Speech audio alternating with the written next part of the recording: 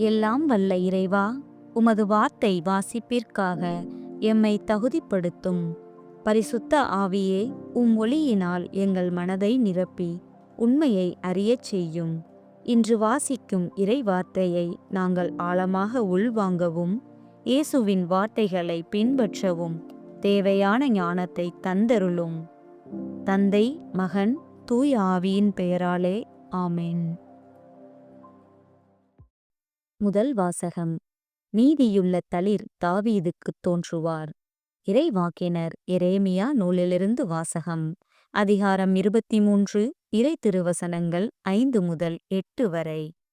ஆண்டவர் கூறுவது: இதோ நாள்கள் வருகின்றன, அப்போது நான் தாவீதுக்கு ஒரு நீதியுள்ள தளிர் தோன்றச் செய்வேன். அவர் அரசராய் ஆட்சி செலுத்துவார். அவர் ஞானமுடன் செயல்படுவார். அவர் நாட்டில் நீதியையும் நேர்மையையும் நிலைநாட்டுவார். அவர்தம் நாள்களில் யூதா விடுதலை பெறும், இஸ்ரேல் பாதுகாப்புடன் வாழும். யாவே சித்கேனு, அதாவது ஆண்டவரே நமது நீதி என்னும் பெயரால் இந்நகர் அழைக்கப்படும். ஆதலால் ஆண்டவர் கூறுவது: இதோ நாள்கள் வருகின்றன, அப்போது எகிப்து நாட்டிலிருந்து இஸ்ரேல் மக்களை அழைத்து வந்த வாழும் ஆண்டவர் மேல் ஆணை என்று எவரும் சொல்லார்.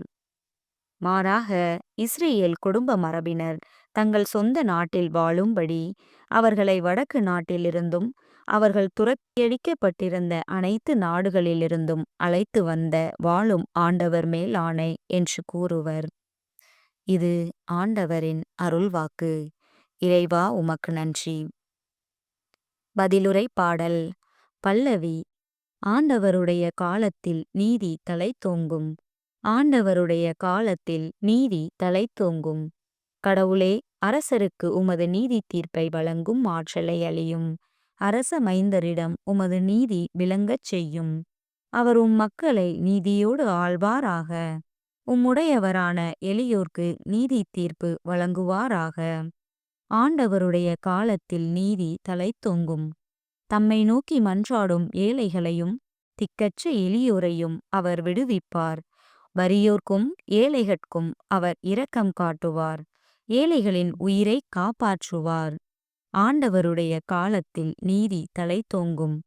ஆண்டவராகிய கடவுள், இஸ்ரேலின் கடவுள், போற்றி போற்றி. அவர் ஒருவரே வியத்தகு செயல்களை புரிகின்றார். மாட்சி பொருந்திய அவரது பெயர் என்றென்றும் புகழப் பெறுவதாக. அவரது மாட்சி உலகெல்லாம் நிறைந்திருப்பதாக. ஆமேன், ஆமேன். ஆண்டவருடைய காலத்தில் நீதி தழைத்தோங்கும்.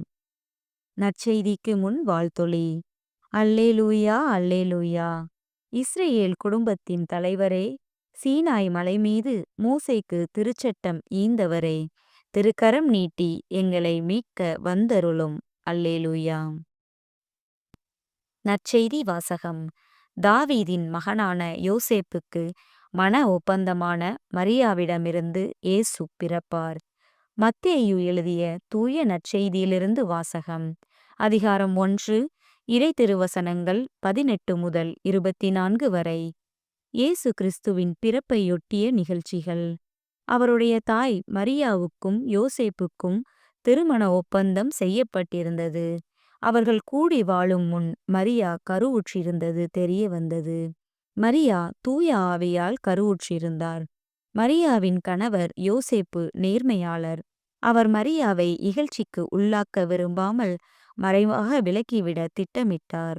அவர் இவ்வாறு சிந்தித்துக் கொண்டிருக்கும் போது ஆண்டவரின் தூதர் அவருக்கு கனவில் தோன்றி, யோசேப்பே, தாவீதின் மகனே, மனைவி மரியாவை ஏற்றுக்கொள்ள அஞ்ச வேண்டாம்.